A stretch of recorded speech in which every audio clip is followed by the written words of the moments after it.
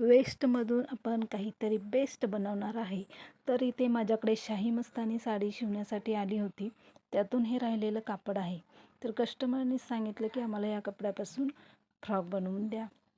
म्हटलं ठीक आहे. तर आता हे थोडंसं कापड होतं. मग मी त्यातून माझी कला वापरून असं सुंदर असं आपण इथे फ्रॉक तयार केलेला आहे. तर यासाठी मला थोडं कापड कमी असल्यामुळे मी वेगळ्या कपड्याचा इथे उपयोग केलेला आहे. लेसचा वापर केला. छान असे फॅब्रिक बटन तयार करून लावलेले आहेत. पाठीमागे बांधण्यासाठी नॉट लावलेले आहेत आणि असं सुंदर असा आपला फ्रॉक इथे तयार झालेला आहे.